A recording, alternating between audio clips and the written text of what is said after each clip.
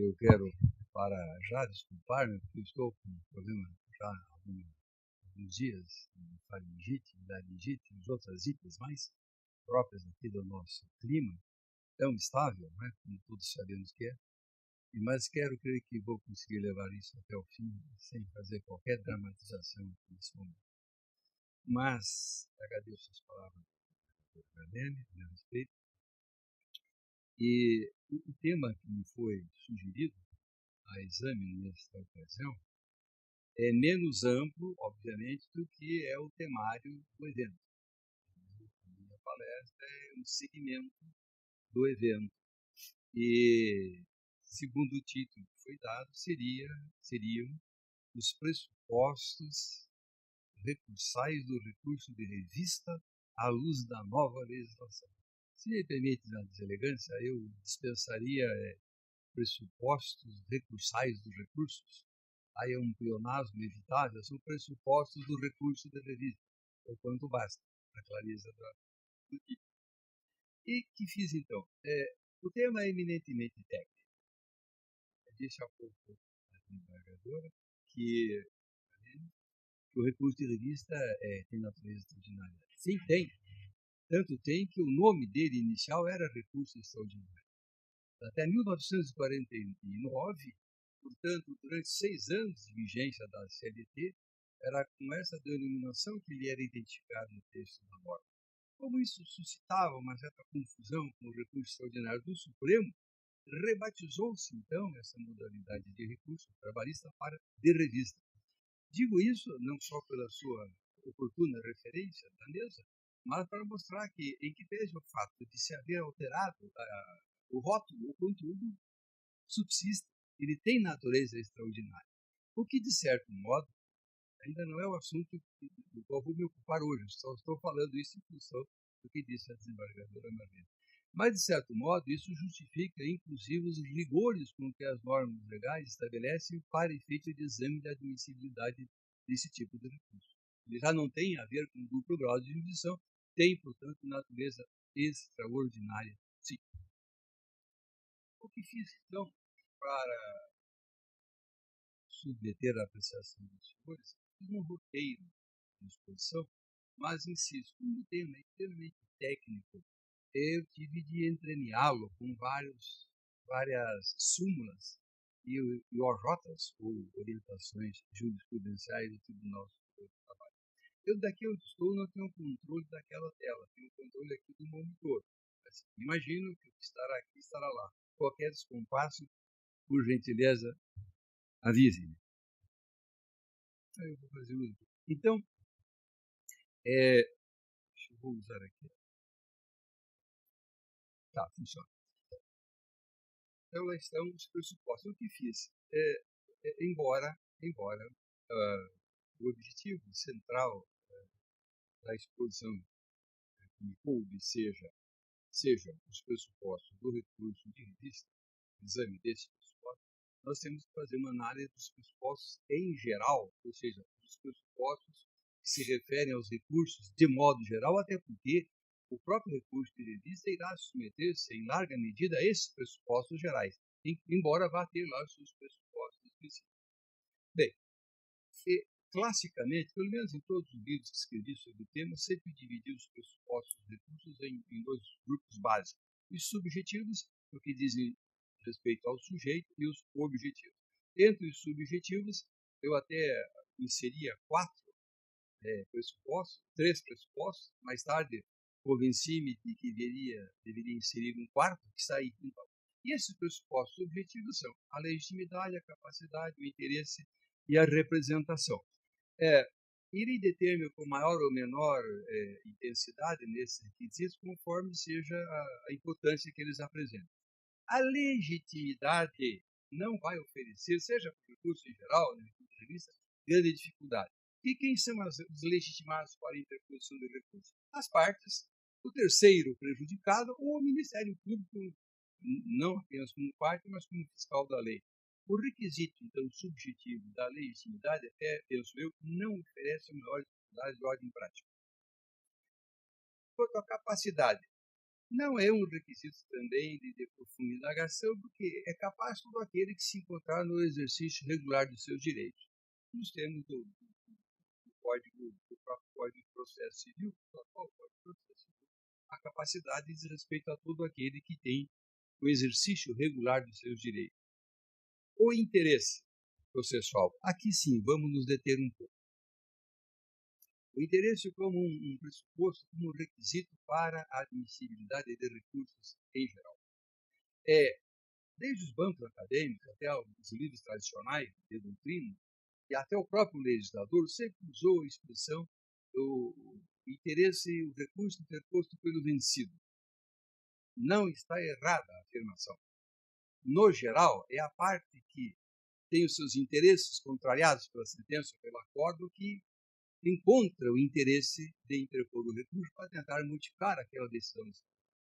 Mas ainda quando integrava esse tribunal da nona região, pude, em casos concretos, depois de haver lançado isso em obra, dizer que o vencedor também tem interesse em recorrer em alguns casos.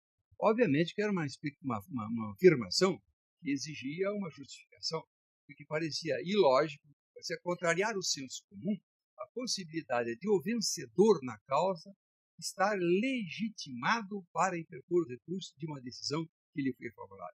Pois bem, eu mantenho a opinião, não a modifico, ainda que reconheço que, no geral, é o vencido quem está dotado de interesse para recorrer. Mas houve casos, por exemplo, assim, houve caso concreto, aconteceu há muitos anos, isso não é história, não, isso são fatos concretos. O empregado postulava horas extras e, pela tradição da época, o ônus da prova era dele, como seguramente ainda é até hoje, por ser fato constitutivo do seu direito. E no dia da audiência, o magistrado que presidia o ato tinha lá uma convicção pessoal, de que o ônus da prova era do réu. Não havia o caso de examinar as razões ideológicas pelas quais assim ele pensava. E o empregado pretendeu produzir prova em audiência, havia levado a testemunha, já que, segundo ele e seu advogado sabiam, o ônus seria dele. E foram até surpreendidos quando o magistrado disse, não há necessidade de prova. Claro que houve o clássico protesto em ata por cerceamento da defesa, aquelas coisas que a tradição aponta. E o empregador não havia levado testemunha alguma, porque imaginava que o ônus era da outra parte. Então, encerrada a instrução, veio depois a sentença, acolhendo integralmente os pedidos formulados na inicial, no que dizia respeito às horas extras. E ali o juiz, então, pôde dizer, do seu entendimento, que o ônus da prova era do réu. Não vem ao caso examinarmos os argumentos ideológicos, e sim o fato em si, concretamente. E a sentença acolheu inteiramente os pedidos do autor. Muito bem. O que se passou? A parte contrária interpôs recurso ordinário, o réu vencido. O tribunal deu provimento e, na linguagem que se usa, que é incorreta, julgou improcedente a ação. A ação procede sempre, rejeitou os pedidos. Esse foi um fato concreto. Então, vejo, senhores, que ironia e que paradoxo. Aí eu passei a sustentar, diante de situações concretas como essa, extraídas da realidade, a possibilidade de o vencedor estar dotado de interesse para recorrer. De que maneira? Lembremos, ele tentou, o autor, o reclamante, produzir prova em audiência, supondo convicto de que o ônus era seu. O magistrado indeferiu a produção de prova. Lançou-se o clássico protesto, que é um produto da praxe, não da lei. Lançou-se o clássico protesto, feito inclusive na ata. Mas a sentença foi favorável por inteiro a esse autor. Mas, na prática, o que ocorreu? O réu interpôs recurso ordinário, o tribunal, como era de esperar, deu o provimento e rejeitou totalmente os pedidos. Esse empregado, esse autor, não tinha como interpor recurso ordinário, de revista, porque isso implicava a revisão de fatos e provas. Então, a partir de situações como esta, passa a sustentar a possibilidade de, no caso, o autor interpor recurso ordinário da sentença que lhe foi favorável. Mas como? Com que objetivo? Ele já havia dito da nulidade do processo. O que ele quer com o recurso ordinário é que o tribunal anule o processo, permita a ele, autor, produzir prova testemunhal, cabal, robusta, suasória, que possa, então, ensejar uma nova sentença favorável, sentença que tenha condições, em tese, de resistir a um ataque pela via rescisória. Claro que essas ideias novas chocam. Muitos moveram-se no túmulo, como eu disse na época, mas é uma realidade. O direito não é uma coisa estanque, não é uma ciência exata. Nós temos que estar atentos para a realidade, aos princípios gerais, que devem ser obedecidos pela própria natureza de princípios, mas há situações especiais que esses princípios têm que ceder lugar. Então, fiz questão de deter-me um pouco mais no pressuposto subjetivo do interesse, só para quebrar um pouco a tradição dogmática que sempre diz só o vencido tem legitimidade. Sim, é o lógico, o vencido. Mas o vencedor, em situações especiais, como essa, narrada por mim há pouco, eu reconheceria o interesse de interpor recurso. Não tem nada de psiquiatra como exemplo, não é um exemplo. Ele precisaria, ele não o fez. No caso concreto, eu tomei conhecimento que fazia parte do tribunal e a turma que eu participava que julgou o recurso ordinário. Eu depois fui verificar exatamente os fatos quais eram ali e percebi isso. E aí houve o estalo, né? Eureka! Eu disse, olha, mas esse autor poderia ter interposto recurso. E se o réu tiver, e alguém diz assim, professor, mas não seria o caso de aguardar que o réu eventualmente interpusesse o recurso na parte que ficou vencido e o autor aderir, chamar o recurso adesivo? Eu digo, sim, também pode, eu digo, mas de qualquer maneira, ele tem, independentemente disso, interesse para um recurso autônomo. Porque se ele fosse esperar o réu recorrer, e o réu não recorresse, ele perderia o prazo dele. Ele tem interesse processual nesse exemplo, nesse estrito caso. Não é uma porta escancarada para todos os vencedores ou de recurso, até porque não faz sentido. Bem, a representação é o quarto, se está na tela, né? A representação em juízo. E aqui eu passo a fazer alusão a algumas súmulas do TST. Os senhores já perceberam, naturalmente, que com o advento do atual Código de Processo Civil, o Tribunal Superior do Trabalho, como era de esperar-se, ele procedeu a uma revisão de várias súmulas para moldá-las, se fosse o caso, às disposições do Código de Processo Civil, ou para dizer que não se aplicaria o Código de Processo Civil. Neste caso, no que diz respeito à representação, então, nós temos a súmula 383, eu vou passar, mas depois eu volto. Temos a 395, temos a 436, a 456, de quando menos 4 súmulas, que foram, algumas delas, revistas pelo Tribunal Superior do Trabalho. Nós precisamos, ainda que brevemente, fazer algumas considerações, ainda que brevemente. Aqui eu tenho pintado de amarelo alguma coisa, não sei se na tela está, é só para chamar a atenção. Que se trata de súmula já revisada sob a perspectiva do Código de Processo. Vejam, senhores, então, no inciso 1 da primeira súmula 383, está dito que a parte pode interpor o recurso sem ter procuração nos autos e que depois, independentemente da intimação, ela pode, em 5 dias, juntar procuração, o instrumento do mandato. Primeira observação aqui, isso está posto em negrito. Nós temos que entender o conjunto de súmulas, por isso que o TST se perdeu um pouco no conjunto dessas 4 súmulas, pelo menos de 3 delas. Aqui o TST, então, está falando, percebam os senhores que ele menciona no artigo 104 do CPC ali. Esse artigo 104 é o que vai dizer que o advogado pode postular em juízo, excepcionalmente, sem um instrumento de mandato, etc. E o Código de Processo Civil nos fala ali que o advogado poderá, então, interpor um recurso e, alegando urgência, juntar o mandato posteriormente, em 15 dias. Em 15 dias. Isso nos diz o CPC. O TST reduz esse prazo para 5 dias, provavelmente tentando harmonizá-lo com outros prazos processuais. Mas, a meu ver, aqui há um equívoco. Esse prazo de 15 dias que está no CPC, para que o advogado junte o instrumento de mandato, é um prazo que esse CPC foi trazer da Lei 8.906, que é o Estatuto da OAB. Então, é a lei específica da advocacia que comete ao advogado, atribui o direito de juntar o instrumento de mandato em 15 dias. Então, quero com isso dizer o quê? Se aplicável que seja a norma ao processo de trabalho, o prazo, não digo isso por regozijo pessoal, digo isso tecnicamente, deveria ser de 15 dias e não de 5, neste inciso 1, porque ele está se vinculando ao artigo 104 do CPC. E não estou falando em 15 dias porque esse artigo 104 prevê 15 dias. Eu estou falando de 15 dias porque a Lei 8.906, Estatuto da Ordem, que dá ao advogado o direito de juntar um instrumento de mandato. Então, haveria aí necessidade de uma reflexão, a contar do próprio TST, a respeito da manutenção ou não desse prazo de 5 dias.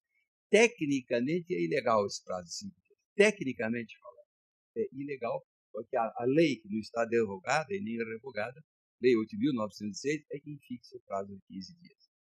No inciso, então note, no inciso 1, é o caso em que a parte interpõe um recurso, seja qual for, até o de revista, sem que tivesse instrumento de mandato. E ele terá, então, o direito de, posteriormente, seja em 5 dias ou seja em 15, é que se vai ter que decidir, de juntar um instrumento de mandato prorrogável por igual prazo. Essa prorrogação por igual prazo está na própria Lei 8.906 e está no artigo 104 do CPC. E, aliás, está, inclusive, aqui na própria 5 dias, prorrogável por igual período. Então, o que destoou aí foi o prazo. No item 2 desta súmula, já vai se falar de regularização de mandato em fase de recurso. Nota, o que se leva a concluir que o item primeiro cuida de juntada de procuração em primeiro grau. E no inciso 2, verificada a irregularidade de representação em fase recursal, etc, etc, etc. Aqui, seja o relator ou o órgão competente, designará prazo de 5 dias para a sanação do vício. Aí, estes 5 dias aí estão corretos. Por quê? Porque a lei, o Estatuto da OAB, não se ocupa desse assunto. Aqui há um espaço, né, para que o próprio Código de Processo Civil atual dissesse isso e a norma reproduzisse. Então, havendo procuração nos autos, mas de algum modo irregular, o relator ou o órgão fracionário, colegiado, competente para julgamento da causa, fixará o prazo de 5 dias para a sanação do vício. E aí segue-se. Descumprida a determinação, o relator não conhecerá do recurso se a providência competir ao recorrente, ou determinará o desentranhamento das contrarrazões. Uma observação antes de. Eu estou afrando que não vou falar nem 10% do que eu previ. Eu próprio não me contei e fico falando. Eu estou imaginando vai faltar horário e talvez até público depois. Eu tenho que me contar que tem tanta coisa aí, eu sou tão minucioso. Mas assim, por exemplo, notem, senhores, se os senhores pegarem esse item 2 da súmula 383, eu não conseguiria colocá-los ao mesmo tempo. Mas aqui está falando em grau de recurso e tal. Na súmula 456, se os senhores lerem o inciso 3, diz a mesma coisa. Eu talvez não tenham condições de comparar, que eu não consigo colocá-las na tela ao mesmo tempo, simultâneo, mas o que está na súmula que em 383, inciso 2, está repetido na súmula número 456, inciso 3. Mas daí o processo não prejudica. O que mostra que o TST também sabe agora começar a harmonizar as suas súmulas. Ele está sendo repetitivo em alguns casos e contraditório em outros. É até compreensível se nós imaginarmos o impacto que o novo CPC deve ter causado no impacto no espírito de todos. O próprio TST cuidou às pressas, né, de tentar harmonizar as súmulas e às vezes alguma coisa escapa. Como escapou o prazo de 5 dias ali, que deveria ser de 15, agora há uma repetição. Mas seja o que for, o que se percebe do Código de Processo Civil, entre outras coisas, uma preocupação de salvar o processo das nulidades, entre outras coisas. não falo nem da exaltação das súmulas, do precedente. Estou, por enquanto, falando só disso. Então, vejam, o relator ele deve assinar prazo para que o instrumento, ou então a representação se regularize, para que um vício sanável seja eliminado. Isso está presente no Código de Processo Civil. E mais, se os senhores forem ler o artigo 932, até acho que eu faço referência ali, do próprio Código de Processo Civil, ele vai nos dizer o seguinte, aí em harmonia com o que já disse antes, parágrafo único do 932, antes de considerar inadmissível o recurso, e aqui é qualquer recurso, porque esse artigo 932, parágrafo único, está dentro do capítulo que trata da ordem dos processos nos tribunais. Então, não está dentro do capítulo de recurso vista, recurso ordinário, apelação, não. Está nas regras gerais da ordem do processo dos tribunais. 932, parágrafo único. Antes de considerar inadmissível o recurso, o relator considerará o prazo de 5 dias ao recorrente para que seja sanado o vício ou complementada a documentação. Há um plus aqui que fala até em complementar a documentação. E esse é um assunto que, olha, você daria o resto da minha palestra só nisso aqui, só nesse. O que significa que o relator possa complementar, agora, só um detalhe, complementar exigível, em algum lado, é esse. Complementar a documentação exigível. Nós já sabemos da súmula número 8 do TST que não admite a juntada de recurso de documento em grau de recurso. Mas agora o Código de Processo Civil está a dizer que seja o relator, seja o órgão, assinará prazo para que seja sanada uma irregularidade ou complementada uma documentação exigível. Eu pergunto, numa ação rescisória, por exemplo, é fundamental a prova do trânsito em julgado da decisão que se visa a desconstituir. A súmula até exige isso, no TST. Mas nesse caso, esse documento é exigível, prova do trânsito em julgado. O relator, no âmbito do processo de trabalho, pode fazer uso do artigo 932, parágrafo único, para determinar ex officio que o autor faça a prova em 5 dias do trânsito em julgado da sentença. Isso a doutrina vai ter que se debruçar sobre estas e tantas outras coisas. Eu entendo que, neste caso, não deveria. O problema é o exigível aqui. O relator deve dar prazo para complementar documentação exigível.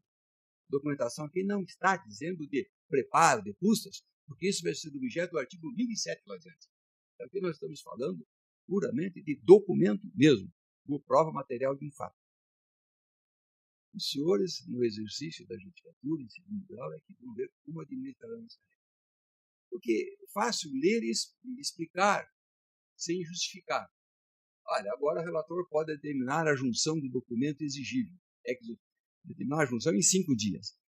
Sim, mas eu pergunto, eu trago uma situação concreta, essa da ação rescisória.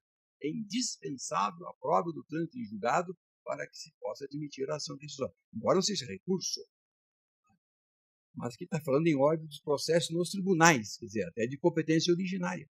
O relator poderia, então, determinar que o autor da rescisória, em 5 dias, juntasse a prova do trânsito em julgado, que é um documento fundamental, porque sem isso não se prova o trânsito em julgado. Sem a prova do trânsito em julgado, o autor é carecedor da ação por falta de interesse processual. Está querendo romper alguma coisa que ele não pode provar que já transitou em julgado.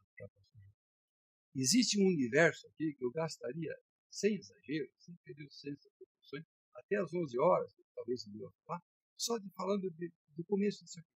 Tem todo um universo, mas nós temos muita coisa pela frente. Então, eu vou em voo de pássaro miúdo, pássaro ligeiro, passando por algumas súmulas, né? As pessoas fiquem à vontade para entender a que título seja, mas vamos passar, então, para os pressupostos objetivos. Pressupostos objetivos ainda dentro dos pressupostos gerais, mas que, de algum modo, tem ligação com o recurso de revista, que é o foco principal.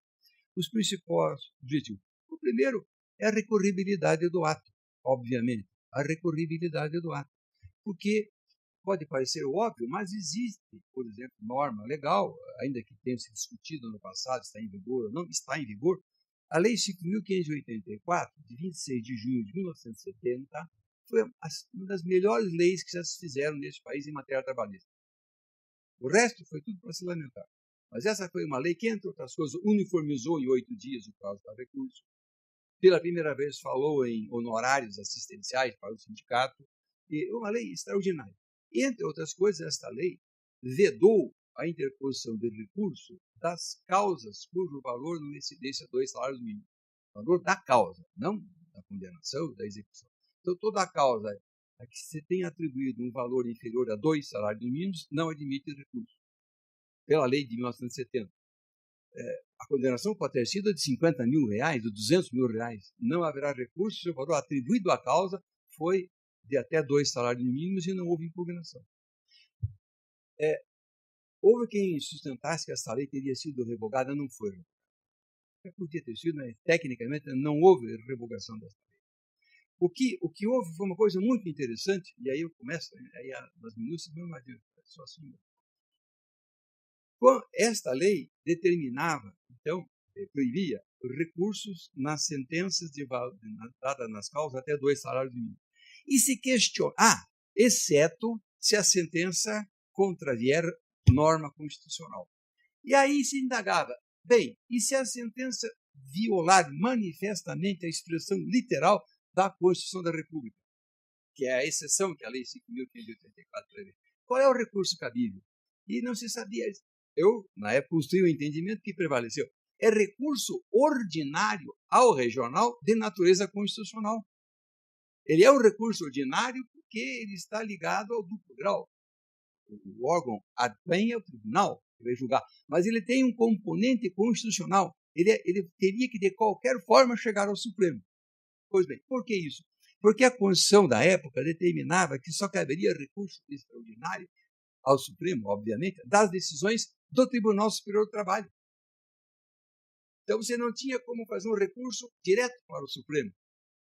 Só caberia recurso extraordinário de decisões do TST. Então, você teria de ter um recurso ordinário dessa sentença que violou a Constituição, indo ao Tribunal Regional, de lá tentando um recurso de revista de natureza extraordinária, para que o TST, então, se pronunciasse em âmbito final da jurisdição trabalhista e deste acordo ensejasse o extraordinário.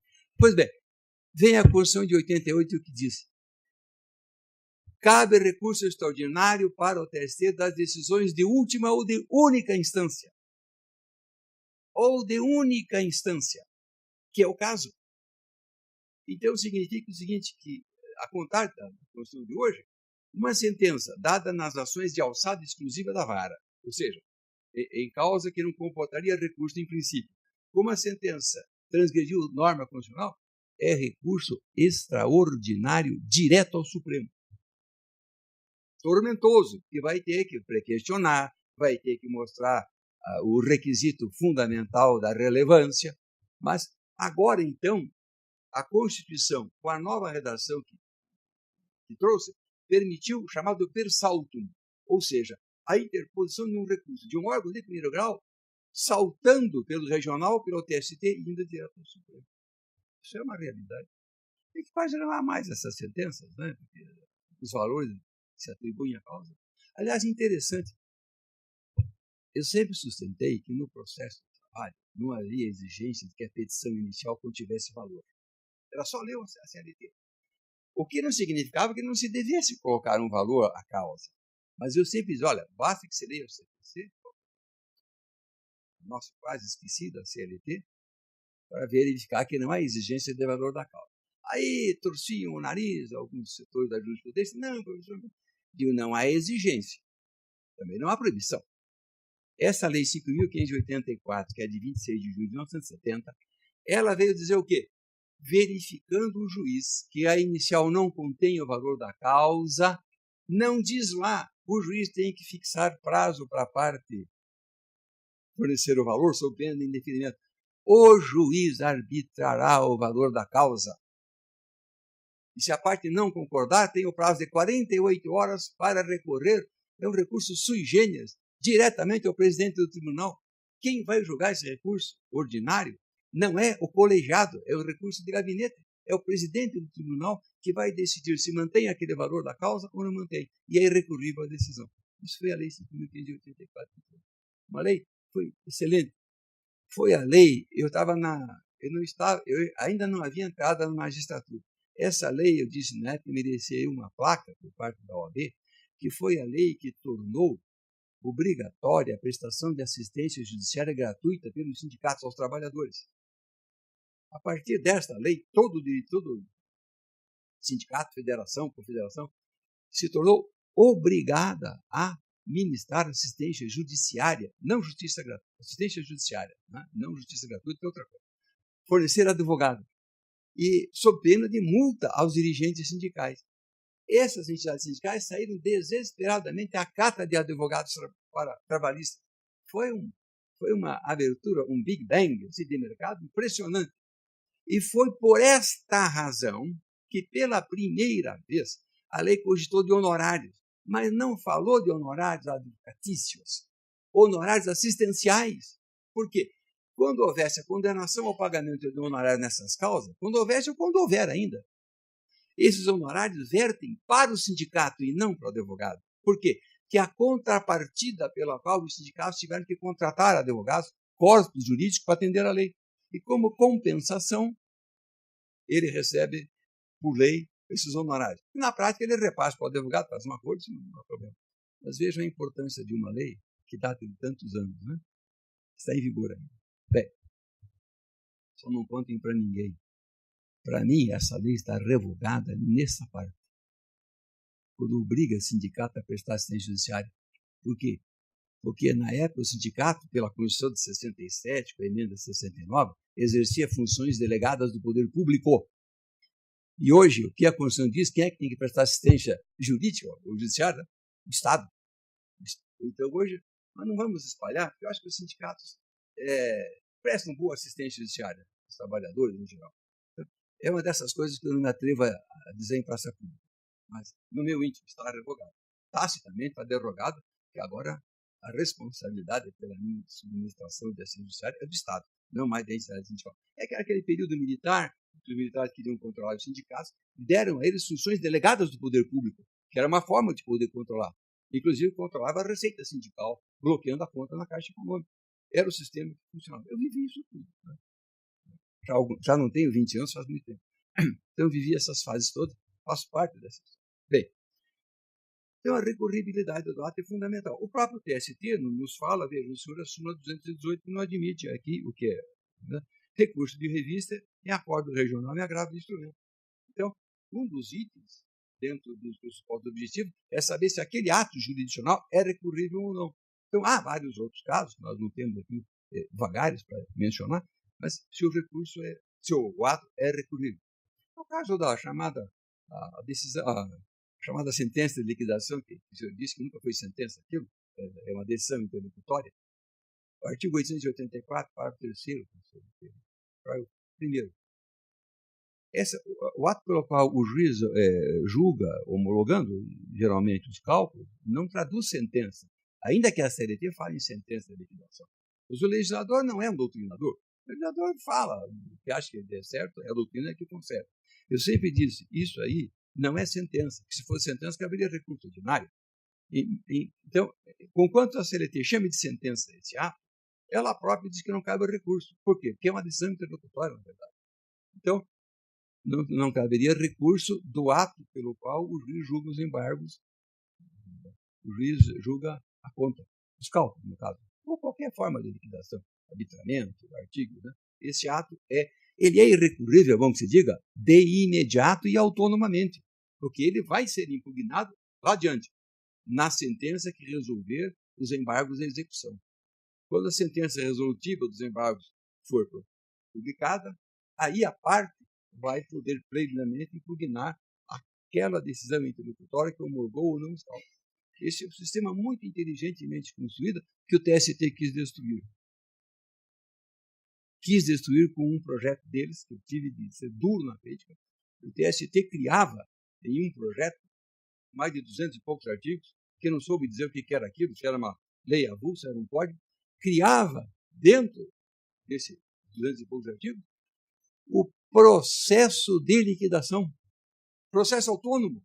Teríamos processo de conhecimento, processo de liquidação, processo de execução e outras coisas mais. Quando eu fui ler aquilo, mas por que processo de liquidação? Porque lá o projeto dizia a sentença de liquidação, como diz atualmente, mas diria lá corretamente, porque a ideia é que o juiz decidiria a liquidação por sentença, porque poria fim ao processo autônomo de liquidação. E quando se ia ler no capítulo dos recursos, cabe agravo de petição, entre outros atos, da sentença de liquidação. É esse um projeto que queríamos? Um projeto que queria um recurso a mais na já intricada execução? Não deu. Bem, fiquemos por aí. O objetivo. Outras súmulas. O segundo requisito objetivo, a regularidade formal do ato de impugnação. Aqui é interessante. É muito interessante. É muito interessante. A regularidade formal. A CLT, no artigo 896, parágrafo 11, tem uma norma específica para o TST. Mas só um pouquinho. Estou cometendo uma falha de ficar falando aqui sem ter passado. Recurribilidade. Desculpa. Aqui. A CLT nos diz no artigo 896, 11, quando o recurso tem tempestivo, já dá um recado, né? Desde que tenha tempestivo, ou tiver defeito formal que não se repute grave, isso abre um campo muito grande para discutir que se reputa de grave ou não, o Tribunal Superior do Trabalho poderá, portanto, é uma faculdade e não um dever, desconsiderar o vício ou mandar sanal julgando mérito. Isso não está no CPC, isso está na CLT. E a própria CLT, já por conta dessa inserção do parágrafo 11, no artigo 196, já tratou de atribuir ao Tribunal Superior do Trabalho esta faculdade de ou desconsiderar, ignorar o vício que ali está, ou mandar saná-lo no prazo que o juiz fixar. Já havia isso. Aí vem o artigo 932, parágrafo único do CPC atual, cuja leitura fiz há pouco, mas repito, antes de considerar inadmissível o recurso, o relator considerar o prazo de 5 dias ao recorrente para que seja sanado o vício ou complementada a documentação exigível. Então, a aplicar-se, eu quero até observar um detalhe, se eu me permite.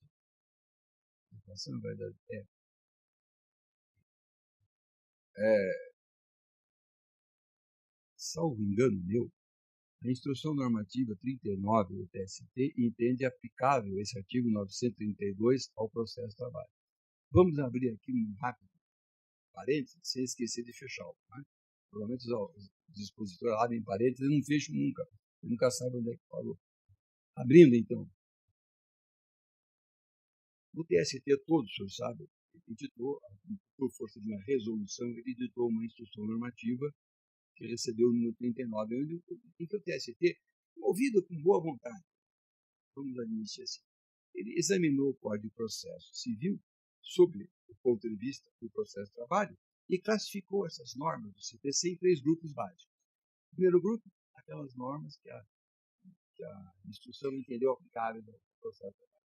No segundo grupo, em outro extremo, as normas que o TST, por conta da instrução, entendeu inaplicáveis. E um terceiro grupo, ingênuos, em que se poderiam aplicar as normas do CPC mediante alguma adaptação. Essa instrução normativa hoje não, vamos voltar um pouco, causou grande perplexidade. No geral, ela é aceitável, mas tem um pecadilho, tem alguns pecados capitais. Entre eles o artigo 489, primeiro, que é a sentença não fundamentada. Ela manda aplicar com algum retoque, mas inaceitável. O que eu percebi, logo no início de vigência do CPC, eu tive a oportunidade de escrever todo um livro sobre comentário do CPC, do processo de trabalho, é que a magistratura do trabalho, especialmente primeiro e segundo grau, se rebelaram contra a instrução normativa. por algumas deliberações da resolução, como esta, que manda aplicar o 489, parágrafo 1º, como aquela que manda aplicar o incidente de desconsideração da personalidade jurídica que o CPC faz e que é totalmente oposto à prática do processo de trabalho. Eu posso mostrar por que é outro ponto. Eu senti, então, uma certa rebeldia da magistratura. E isso ocorreu, isso se formalizou com aquela ação direta de inconstitucionalidade, a ação número 5516 de 2016, em que a Associação Nacional dos Magistrados ingressou no Supremo Tribunal Federal. A relatora era a ministra Carmen Lúcia, eleita presidenta, redistribuíram para o ministro Lewandowski, que está com ele já praticamente há 2 meses, hibernando ali, para dizer se examina uma liminar ou não.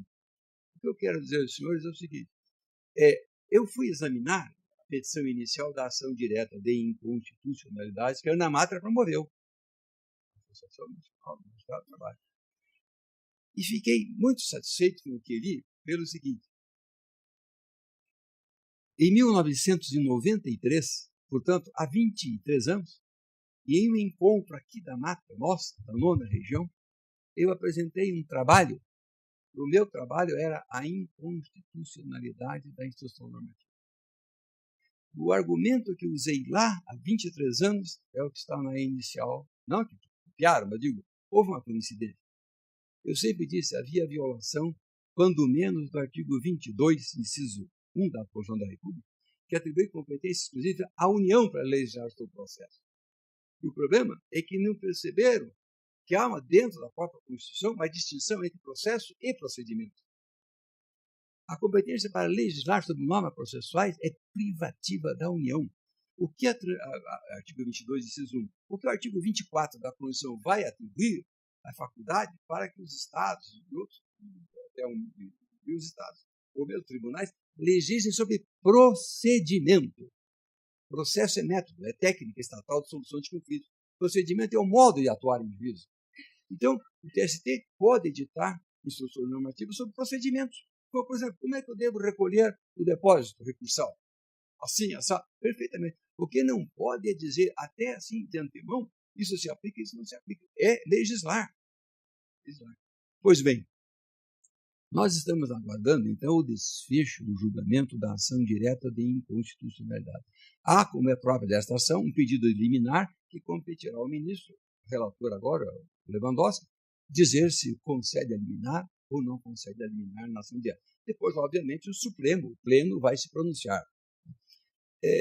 Na revista eletrônica do Tribunal, que circulará, acho que agora, está por circular, eu apresentei um artigo cujo título que eu comentava com os doutores, meio jornalístico, assim, eu mandei até há 10, 12 dias, a Instrução Normativa 39 do TST, tradução, a agonia, para mim está agonizando, espero que agonize.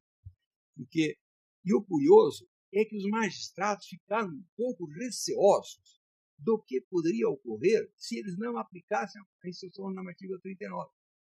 Ele dizia, não vejo sanção nenhuma porque essa instrução é inconstitucional.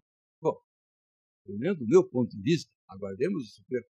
E a própria Ana Matra faz uma consulta ao Corregedor-Geral da Justiça do Trabalho sobre se haveria alguma sanção caso descumprisse. E o corregedor responde que não vê risco de sanção nenhuma. Então, e a Ana Matra entende que até estaria prejudicada a ação direta. É um erro. Porque quem disse foi o atual corregedor. E se muda o corregedor, ele entende o contrário. Não está prejudicada coisa alguma. Mas, então, não há sanção nenhuma. Não há ato tumultuário do procedimento. Não há que os juízes ficam à vontade, soltos, seja o juiz, primeiro grau, segundo grau, estão à vontade para decidir segundo a sua consciência e a sua íntima convicção, sem necessariamente uma camisa de força de uma instrução normativa. Ainda que eu saiba dos bons propósitos da instrução. Quero tentar. Mas, como eu digo, o que peca na expressão é o adjetivo normativo. O que se salva aí é o substantivo, instrução. O TST pode baixar instruções, um ato de orientação, de aconselhamento. Instrução normativa, o que significa norma? Ato impositivo de conduta. E eu cheguei a dizer, Mas então, será que haverá reclamação ao TST se não for cumprida? Mesmo que não haja sanção pelo poder censório do corregedor, o doutor Altílio já passou por lá, pode haver um risco de reclamação. E é uma coisa interessante, a reclamação esteve, como uma figura administrativa praticamente, esteve no regimento interno do TST. Toda vez que um órgão inferior descumprisse uma decisão do TST, independente de recurso, formulava-se uma reclamação e o TST mandava corrigir o ato, ele próprio corrigia. Há alguns anos, o Supremo Tribunal Federal, tendo como relator o ministro Marco Aurélio, entendeu que essas disposições do regimento interno do TST eram inconstitucionais, que somente por força de lei é que se podia instituir uma reclamação, nunca por norma interna corporis. O TST, obviamente, acatou a decisão, revogou os dispositivos do seu regimento interno que previam a reclamação. Mas veja como a ironia da vida. Vem um novo Código de Processo Civil, e pela primeira vez traz a figura da reclamação. Por isso agora o TST pode aplicar a reclamação, não porque está no seu regimento interno, mas por aplicação subsidiária. Então, em tese, se o juiz descumprir o que consta da instrução normativa 89, poderia alguém formular uma reclamação ao TST por descumprimento. Nunca nada de sanção, nada de corregedoria, mas em tese. Mas tudo isso é em tese e a própria tese é em tese. Depende de cada caso concreto. O fato é que os juízes não têm aplicado, no geral, a instrução normativa 39, especialmente com relação à fundamentação da sentença, ao incidente de desconsideração da personalidade jurídica e outras coisas mais têm se revelado. Né? Bem, vejam os senhores ainda, a SBDI tem uma norma interessante. A 120, recurso, está na tela, né? Assinatura da petição das razões recursais. O que havia antes do Código de Processo Civil? Era muito comum, no âmbito dos tribunais, a parte de ter por recurso ordinário, e sempre há duas petições no recurso. Há a petição de interposição, que é dirigida ao próprio órgão, e há a petição contendo as razões de recurso, que é dirigida ao órgão que vai julgar. Então, sentença, a petição dirigida ao juiz da vara, dizendo que não concorda com a sentença, e a outra petição que contendo as razões de recurso, que é dirigida ao tribunal. Às vezes acontecia de a parte esquecer-se de assinar ou a petição dirigida ao juiz, a qual, ou a petição, as razões de recurso dirigida ao tribunal. E a jurisprudência trabalhista oscilou, no começo achou que não podia admitir recurso nenhum, depois abrandou, dizendo que é possível admitir-se o recurso desde que uma dessas duas peças esteja assinada. Seja a petição dirigida ao juízo de origem, seja as razões de recurso. Isso ficou. E sobre isso, antes do Código de Processo Civil, aí vem o Código de Processo Civil atual, que entrou em vigor ali em março deste ano. E o que nos diz o Código de Processo Civil? E que aqui é incorporada a SBDI 120. Verificada a total ausência de assinatura, o juiz ou relator considerará prazo de 5 dias para ser assinado o vício. Então, vejam bem. Verificada a total ausência de assinatura. Já não é aquele caso, que é o item 2 da instrução, que uma das peças está assinada. Aqui, o CPC cogita de o recurso não estar assinado em momento algum. E, neste caso, cabe ao relator aqui conceder o prazo de 5 dias para que seja sanado o vício, sob pena de ser considerado inadmissível. Então, notem. E isto tudo foi acoplado ao J 120 da SBDI. Quer dizer, ela manteve o que está no item 2 aqui, mas incorporou também a possibilidade de não ter nenhuma assinatura. Então, ficamos assim. Se nenhuma das partes do recurso está assinada, o relator tem que abrir o prazo de 5 dias, sob pena de não admitir. Se estiver assinada apenas uma das peças, não há necessidade de providência alguma, porque a instrução normativa segue no seu velho entendimento de que é possível a admissibilidade. Mas a verdade é que acho que os tribunais devem estar às voltas e às tontas com tudo isso, né? Com tanta modificação, muita minúcia, fora as grandes modificações, isso assim, de um momento para outro, né? Pois bem, um outro requisito, para não falar de tudo isso aí, adequação. Adequação, isso é muito próprio do processo de trabalho, eu sempre me bati por ela. Adequação significa o seguinte: para cada ato jurisdicional que se deseja impugnar, existe um recurso específico. Isso significa adequação. Para cada mal tem um remédio. Não é esse na vida? Então, assim está. Recurso ordinário, processo de conhecimento, agravo de petição na execução, agravo de instrumento, decisão monocrática e denegatória do recurso, e por aí vai. Mas muito se fala ainda hoje em variabilidade e fungibilidade. E de onde vieram essas expressões? Não estavam no Código de Processo Civil anterior, de 73. Não estavam. Estavam, na verdade, no Código de Processo Civil de 1939. O Código de 39, nesse ponto, foi muito mais lúcido, nesse ponto, do que o de 73. Porque ele criou o Código de 39, e foi o primeiro Código Unitário do Brasil, o primeiro Código Federal que o Brasil teve foi de 39. Até então, cada Estado-membro poderia legislar sobre o processo. Então, como era o período já do Estado forte, né, nós estávamos na era Vargas, que impôs a Constituição de 37 ao país, aquela carta outorgada. Então, era um governo centralizador, também estimulou-se a unificação da legislação processual em código único de âmbito federal. E esse foi o Código de 39. E esse Código de 39 previa duas figuras muito próximas, a variabilidade e a fungibilidade. A variabilidade dizia respeito ao recorrente. Se o recorrente interpôs um recurso equivocado, quer dizer, inadequado, ele, se o prazo ainda estivesse em curso, ele poderia variar o recurso. Para isso, ele teria que desistir do anterior, senão ele estaria com dois recursos, e isso também viola o princípio da unirrecorribilidade. Então, ele interpôs um recurso errado, dava-se conta disso, dentro do prazo ele variava, pronto. Mas poderia ocorrer de a parte não variar o recurso, não perceber, não se dar conta disso. E esses recursos equivocados chegaram ao conhecimento do juízo, seja do juízo de origem, do juízo tribunal. Aí o código falava em fungibilidade. Fungibilidade, fungível em direito, significa aquilo que é substituível por alguma coisa da mesma espécie. Né?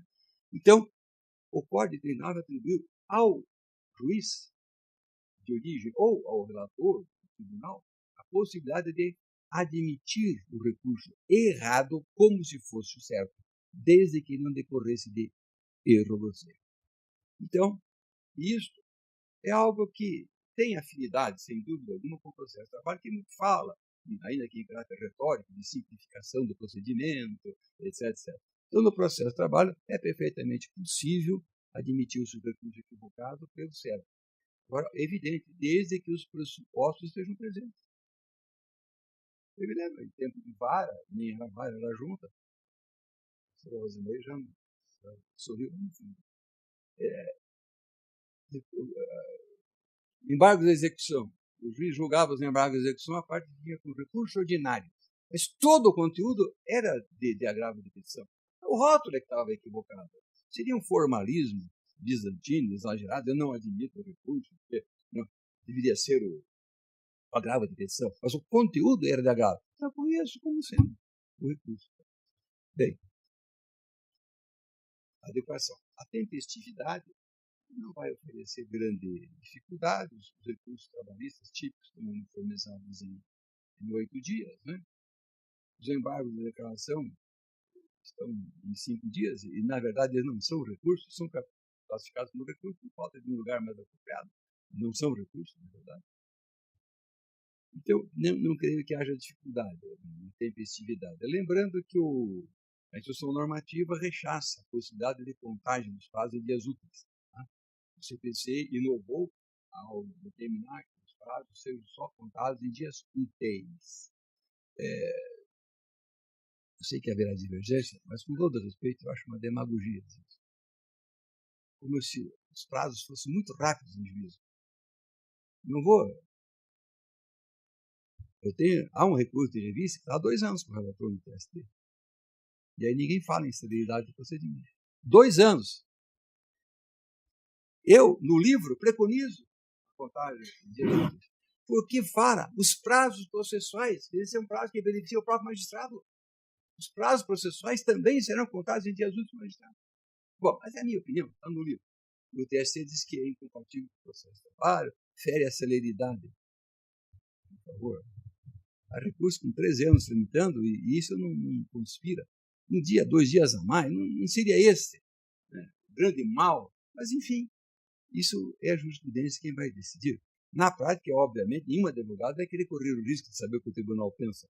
Ele vai tratar de contar um dia a menos, inclusive, né, para não perder o prazo. Mas é um assunto para ser objeto de reflexão. Se o argumento é que isso conspira contra a celeridade, ainda agora eu vi, não sei se eu ontem, no UOL, o Ministério Público Federal estou com uma representação contra o juiz de São Paulo. E o São Paulo estão jogando todas as audiências para 2017, com boicotando. Isso não conspira contra a celeridade, é verdade. Marcando para um ano, mais de um ano, as audiências que já estavam com data certa. Mas isso em função da insatisfação, até justificada, realmente, com o tratamento que o governo vem dando. Mas a OAB e o Ministério Público entraram com representações no Conselho, no de Justiça, mas um outro órgão, isso no próprio TST. Não é uma questão política interna, mas eu digo, não será 1, 2 dias a mais no prazo, que vai ser a causa, a desgraça da Justiça do Trabalho, um dia a mais ou dois. Mas, seja como for, a instrução normativa, independentemente do destino que ela venha a ter no Supremo, ela entende inaplicável. Então, contemos os prazos como sempre contamos. O depósito, aqui sim, o depósito. Antes de falar do depósito, vamos ler o artigo 1007 do Código de Processo. Este artigo 1007 do Código de Processo Civil nos diz o seguinte. Artigo 1007. Parágrafo 2º. A insuficiência no valor do preparo, notem o vocábulo que ele usa, preparo. A insuficiência no valor do preparo, inclusive porta de retorno, se não interessa, implicará deserção do recurso, se o recorrente, intimado na pessoa de seu advogado, não vier a supri-lo no prazo de 5 dias. Nós temos 2 disposições desse mesmo artigo. Eu vou ler ambas, depois dizer em que difere e comentar. A outra está no parágrafo 7º do mesmo artigo 1007. O equívoco no preenchimento da guia de custas não implicará a aplicação da pena de deserção, cabendo ao relator, na hipótese de dúvida quanto ao recolhimento, intimar o recorrente para sanar, etc. Desculpe, há um parágrafo 4º também aqui. 4º. O recorrente que não comprovar no ato de interposição do recurso de recolhimento do preparo, inclusive, será intimado na pessoa de seu advogado para realizar o recolhimento em dobro sob pena de deserção. Vamos explicar esses 2 parágrafos. O segundo e o quarto.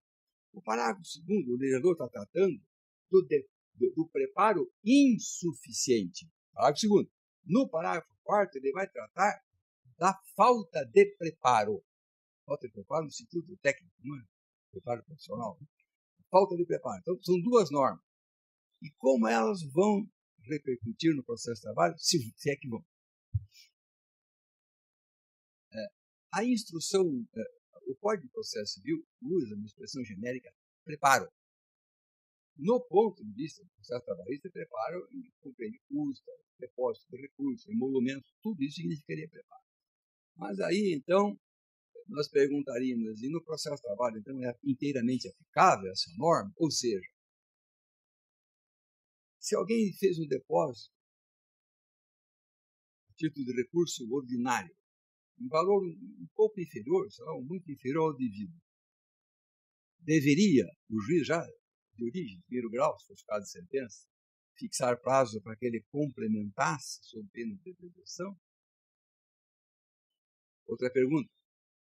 Verificando que não foi feito o preparo, nenhum preparo, o juiz deveria intimar a parte, esse é o parágrafo 4º, para que fizesse esse depósito sob pena de realizar o recolhimento em dobro? Bom, aqui o que fez o Tribunal Superior do Trabalho? Uma decisão salomônica, dividiu ao meio. Aplica-se o artigo 1007, parágrafo 2º, parágrafo 4º, com relação às custas, não quanto ao depósito. Quer dizer, ele cindiu o conceito de preparo. Né? Então, pela instrução normativa, aplica-se. Vamos fazer a leitura aqui. Ó. Não sei se eu tenho aqui.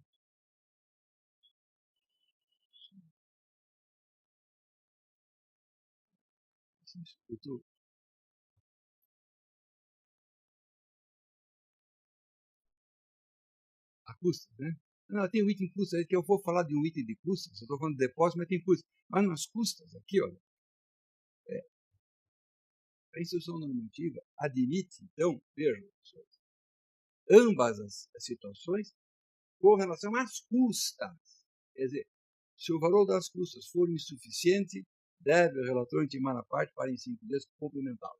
Se não houver comprovante de pagamento das custas, cumprirá ao relator, no processo de trabalho, aplicar o parágrafo 4º do artigo 1007, daqui. Será intimado para realizar o recolhimento em dobro.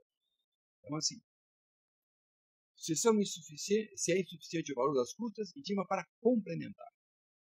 2% do valor da causa.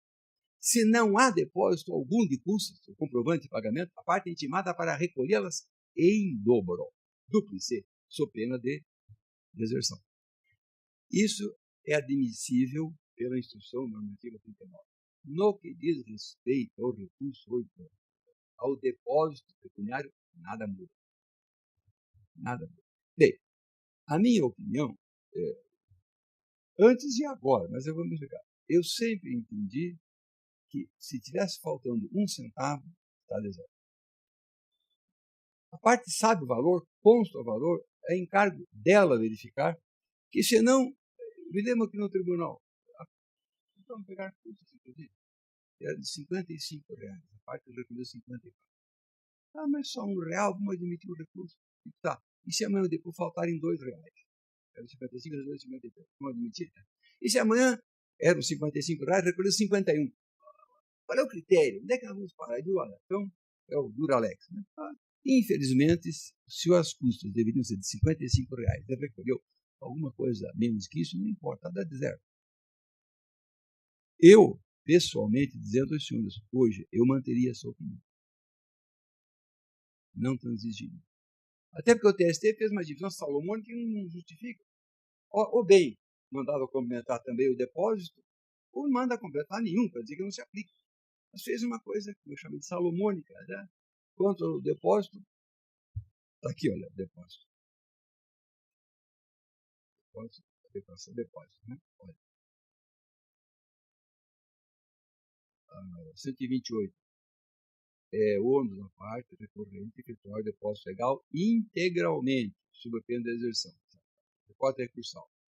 Depósito recursal. Tá. Enfim, os rigores que sempre se utilizou em jurisprudência com relação ao depósito, eu continuaria a usá-los. Não vejo razão, fica estranho isso. Mas veja, vai depender de cada, não sei nem se região, vai depender mais do próprio juiz de primeiro grau, se for recurso ordinário, se ele vai aceitar a complementação de custos. Isso vai dar muita discussão. Porque a parte vai interpor um recurso ordinário, digamos, o valor das custas insuficiente, o juiz eventualmente não lhe dá na prazo para complementar, né? E o que o juiz vai fazer? Não admite o recurso para o deserto. Agravo tem instrumento para o regional. O regional vai ter que se posicionar. Dizer se deve os autos devem voltar, se é que forem físicos, para a vara, para que o juiz fixe para complementar ou não. Eu, pessoalmente, levando em conta o volume de serviço, etc., e outras coisas, é encargo da parte. Por quê? Porque o valor das custas já consta. Não é. Na justiça estadual é bem diferente. Não tem custo na sentença. Você tem que ir lá para o tabelião, para o escrivão, lá vem fazer a conta de custos para cá, para a associação daqui, associação de lá. Mas, por força de lei, a CLT exige que da sentença, consequentemente do acordo, conste o valor das custas. Por isso que eu nunca aceitei custas na forma da lei. Não é isso que a CLT exige. Se os senhores forem ler, a sentença mencionará sempre o valor das custas, para aquela segurança jurídica da parte saber que dentro do prazo de recurso é aquele valor. Se ela recolher a menos, o risco é dela. Agora, a justiça comum, como disse, e não é novidade para ninguém, que esse código foi feito por advogados. Isso não é evidente. Não, isso não tem nada. Foi feito uma série de coisas, etc. Inclusive, há muita. Uma vez o Paulo Leminski disse uma coisa que eu achei interessante, quando ele falou assim: preste atenção naquilo que eu não digo. Porque às vezes você presta atenção no que a pessoa disse, mas você não leva em conta o que ela podia ter dito. Então, essas questões aqui do CPC, a gente nota, o Código diz aquilo. Muitas disposições do Código anterior, de 73, foram tiradas. Sei que se saiba agora que esse vazio significou uma intenção deliberada do legislador de não repetir a norma ou foi esquecimento. Então, existe o que eu chamo de várias armadilhas espalhadas pelo CPC. Norma que não se sabe se tem ou não. Tem vários. Artigo de atentado, não tem ali mais um artigo. Tem várias. Impugnação de documentos, houve modificação, suprimindo frases que estavam no código anterior que eram aplicadas no processo de trabalho. Então, tem mais esse aspecto. Né? O que preocupa não é só o que está dito, mas talvez aquilo que não foi dito também. Bem, então, em síntese, vamos lá. As custas, então, está aqui, até esqueci, o artigo 1007, eu transcrevi, inclusive, ia ser colocado em negrito, se fosse o parágrafo. Essa é a situação. Pela instrução normativa, o juiz deve assinar prazo para complementar as custas ou para depositar em valor em dobro as custas. Né?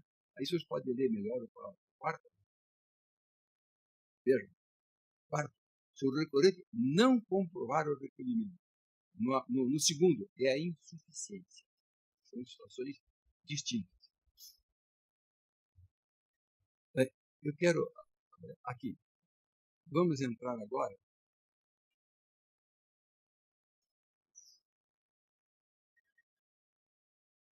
nos pressupostos específicos do recurso de revista. Posso não ter colocado todos, porque é uma questão doutrinária de por esse, não por aquele. Mas, já se falou aqui do incidente de uniformização de jurisprudência. Não vai ser objeto da minha exposição, até porque, pelo que sei, vai ter falar. Mas, realmente, o incidente de uniformização de jurisprudência, eu, de certo modo, eu compreendi o que o TST fez. Porque se nós formos recuar um pouco no tempo, antigamente, o recurso de revista por divergência caberia quando a divergência era interna no tribunal. Se turma no tribunal de divergência, cabia recurso de revista. Quer dizer, o que já era um erro, o recurso de revista, que estava o TST uniformizando a jurisprudência interna da Corte Regional. Depois passou-se a exigir que os tribunais uniformizassem a sua jurisprudência. Nenhum tribunal uniformizou. Passaram-se anos, né, olimpicamente, os tribunais ignoraram a norma legal. Mas por quê? Tudo isso tem um contexto. Aqui próprio estava no tribunal, ele dizia, olha, sumas não me obrigam. Nunca obrigado. Não havia as sumas ditas vinculativas do Supremo. Vinculante é um adjetivo que não existe, embora esteja na lei. As súmulas vinculativas do Supremo não existiam. Então, a súmula era uma mera cristalização de jurisprudência. Eu dizia, não, se a súmula for contrária à minha convicção, como podia ser a convicção de meus colegas, não vou aplicar. Não vejo. Eu me lembro que havia ao tribunal uma súmula aqui, que era da APA, lá de Paranaguá, que não era aplicada. Eu digo, olha, criar súmula para desrespeitar, eu não aplico essa súmula, tá? Não, e me recusava rebeldemente dizer que você é magistrado, tem sua formação, tem sua consciência, você não vai tomar uma decisão arbitrária, você tem o direito de formar sua convicção, que pode não coincidir, por exemplo, com uma súmula ou com uma camisa de força qualquer. Então, eu sempre fui assim, liberal, libertário nesse sentido. Eu digo, não aplicava. Mesmo havendo já na CLT a norma que exigia a uniformização. É porque não havia maiores consequências para os tribunais se não uniformizassem as suas jurisprudências. E daí? Ficaria divergência entre as turmas ali, e por aí se entenderia.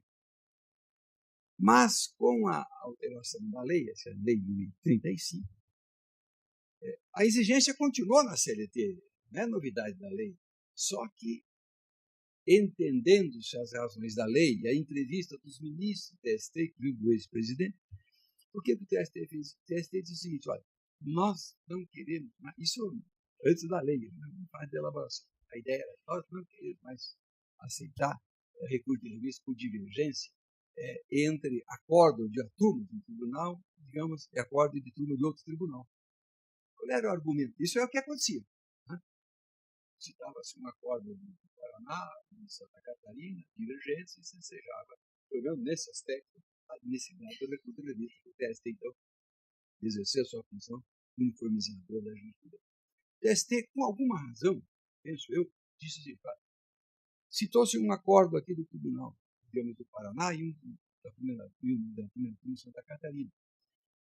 Mas esse acordo da primeira turma do Paraná pode não refletir o pensamento do próprio Tribunal do Paraná.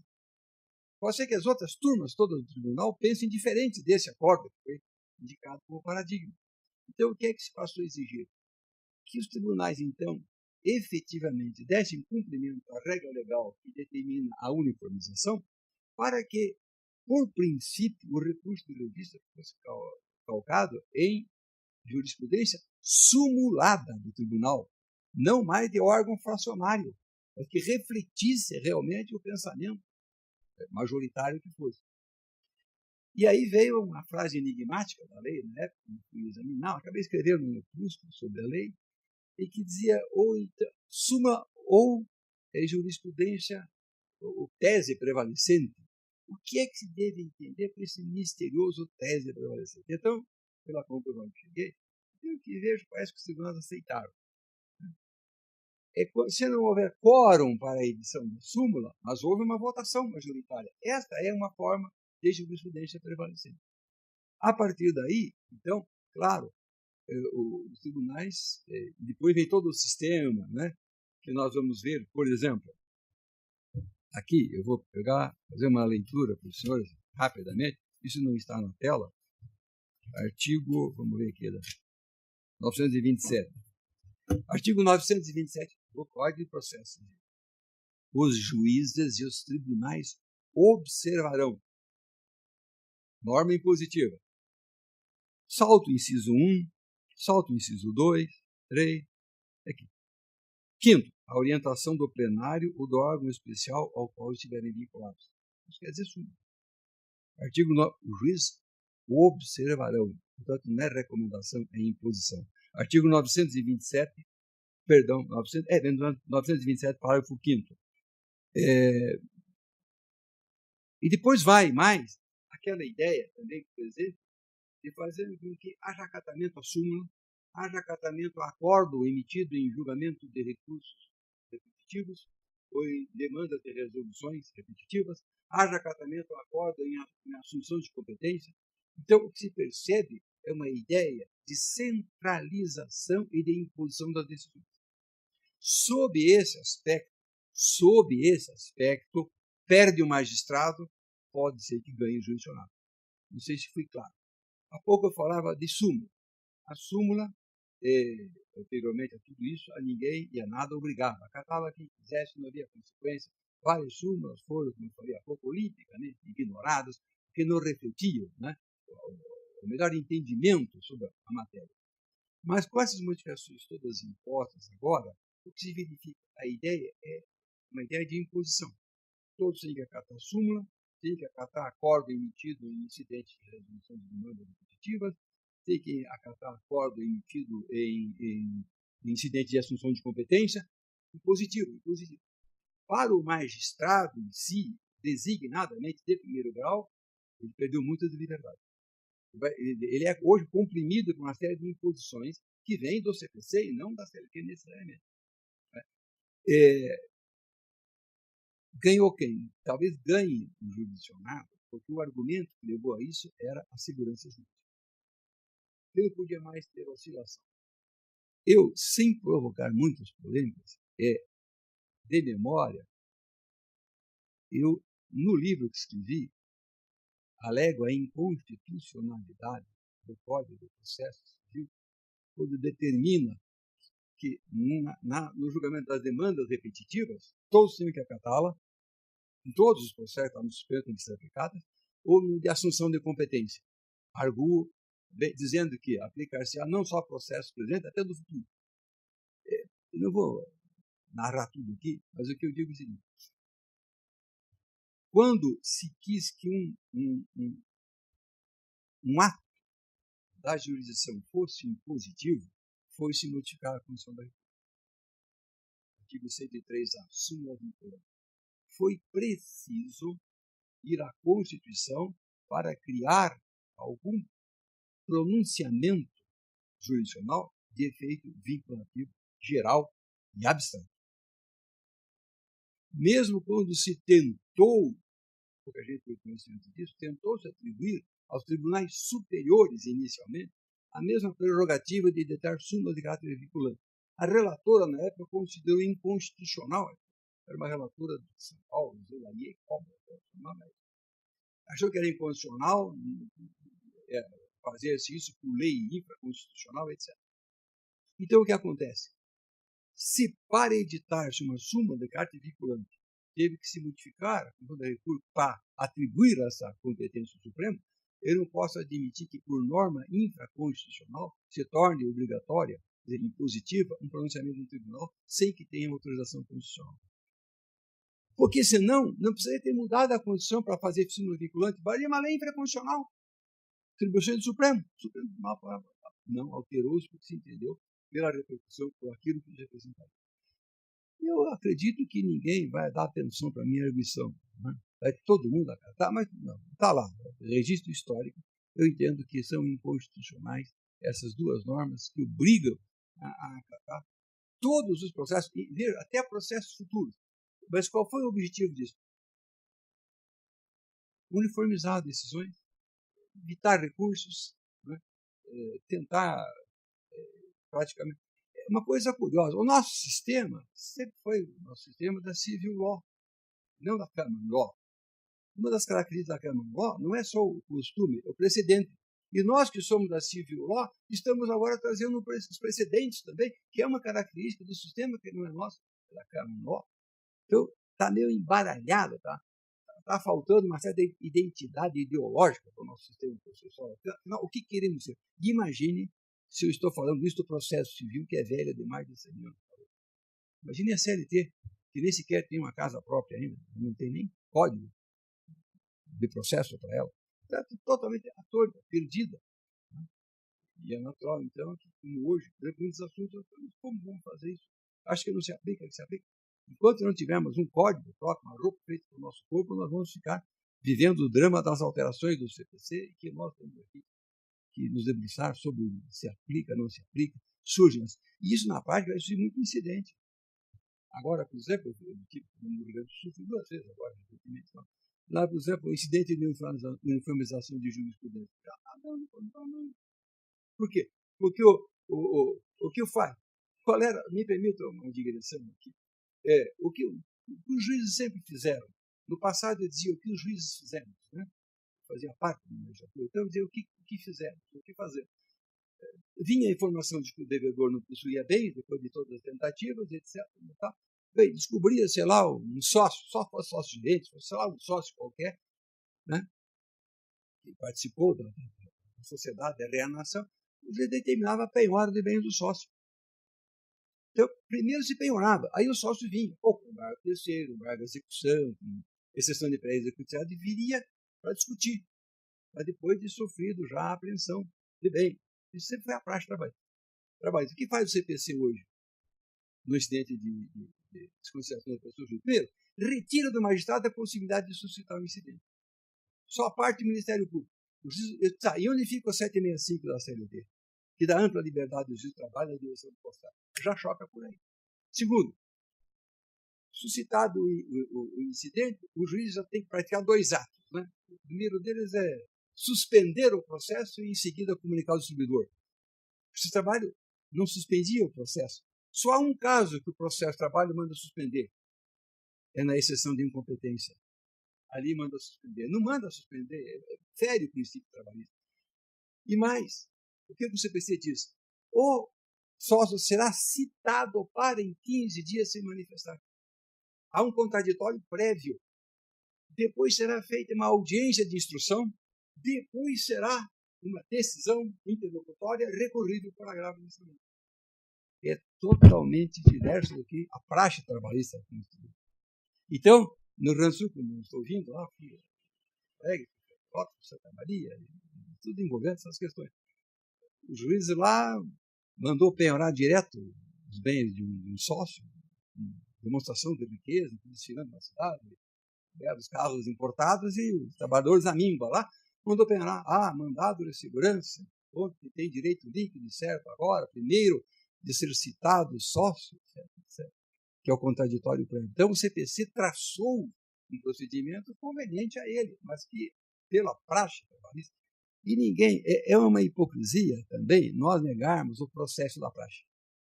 O processo da praxe existe no processo do trabalho há muitos anos. O processo da praxe. Ele não está em contraposição ao devido processo legal. Ele não está. Ele suplementa. Por exemplo, a resposta escrita do réu, exceção, contestação, recomendação, isso não está no sistema da CNT, mas faz parte da prática. O protesto antipreclusivo não tem um código que fale que a parte tem que protestar. O que a CNT fala é que, em razão de recurso, razões finais, havia nulidade. Mas criou-se o protesto, por quê? Pela fragmentação da audiência inicial na instrução do a própria substituição de razões finais, às vezes por memoriais. Então, existe um processo da praxe trabalhista. E o procedimento da desconsideração da sociedade jurídica fazia ou faz parte da praxe trabalhista. Só que não havia lei regulando o procedimento. Agora, legem habemus. Agora temos lei que é o CPC, mas que regulou de uma forma totalmente descompassada daquilo que é a praxe trabalhista. Então, surge um conflito normal. E isto já é mandado de segurança incidente. E tem a desconsideração inversa ainda por cima, né? O código criou, não sei se já é caro, tá? A desconsideração inversa é quando o réu é pessoa física e passa a transferir bens para a pessoa jurídica de que ele participa. Então é a desconsideração inversa da pessoa jurídica. Isso deve acontecer muito, assim, que eu já vi, empregada doméstica reclama contra a patroa, por exemplo, a patroa pega e começa a transferir todos os bens para uma sociedade da que ela faz parte, né, para se eximir de uma eventual execução patrimonial. Isso é uma desconsideração às avessas, ou inversa, como diz a lei. Né?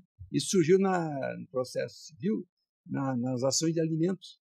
Geralmente, um dos cônjuges pedia alimentos para o outro, pessoa física, o réu, pessoa física, começava a pegar o seu patrimônio e transferir, sem caracterizar a fraude de execução, né?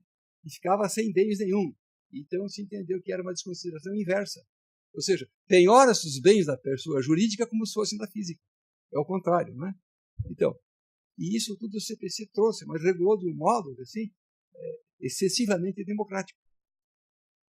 Contraditório prévio, produção de todas as provas em direito admitido. Imagine suspenso o processo para julgar um incidente. Quanto tempo vai levar esse processo? Até que o réu seja citado, acontece, marcar a instrução, sentença, julgamento, precatória palavra. Mas essa é uma situação da qual não podemos fugir. Ou enfrentamos.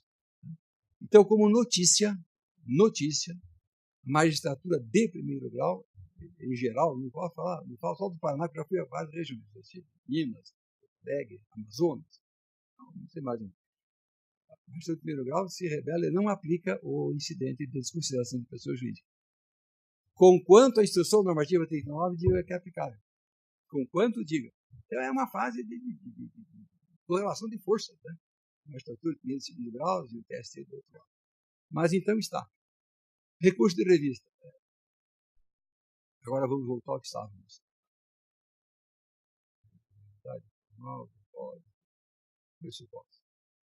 Então, o que está agora na própria CLT, artigo 895, parágrafo, sob a pena de não conhecimento é ônus da parte. E aí vem, indicar o trecho da decisão recorrida que consubstancia o pré-questionamento da controvérsia objeto do recurso requerido. Bom, como o nosso tempo é curto e a matéria é longa, já vou se condensando o que ia falar especificamente lá adiante. Em primeiro lugar, Eu acho curioso ainda ficar, mas é a tradição. Conhecer do recurso, não conhecer. Isso é errado. O recurso se admite, se não se admite. O juízo não é juízo de cognição, é juízo de admissibilidade. Mas fala-se conhecer, mas conhecer significa tomar ciência. Eu conheço o recurso, mas não o admito. Como é que eu não conheço o recurso, então nem vi o recurso? Então, mas é que fazer o quê? Como disse um personagem de... agora me faltou o nome do autor. Graciliano Ramos, em Vidas Secas, né? Não se atrevia a mudar a tradição, embora sofresse com ela. Né? Então, às vezes, a gente tem que sofrer com a tradição, não quer mudar. Mas, seja o que for, o correto seria o juízo de admissibilidade. Está aqui. Ó. O que se exige agora? Antigamente, antes dessa operação legislativa, a parte que estava no recurso de revista, por exemplo, por divergência, citava o acordo inteiro. Né? Agora, o que o TST quer é uma questão pragmática, acima do pragmática. Ele quer que a parte, vamos dizer aqui, destaque, quando ele fala indicar aqui, indique o trecho da decisão recorrida, especialmente porque, às vezes, a decisão recorrida tem 10, 12, 15 capítulos. Então, agora você tem que destacar especificamente qual é o trecho da qual você está recorrendo. Para efeito até de visualização. Estou recorrendo deste ponto. A não ser que eu esteja recorrendo de todos os pontos. Tem que destacar. E aí eu já percebi em outras regiões do país um probleminha que está surgindo. A parte vai destacar o ponto do acordo, mas o acordo, por sua vez, fez transcrição inteira, às vezes, da sentença. E a parte acaba transcrevendo o acordo inteiro que não tem um ponto específico. Aí não admite o recurso porque não atendeu esse requisito de indicar o ponto específico.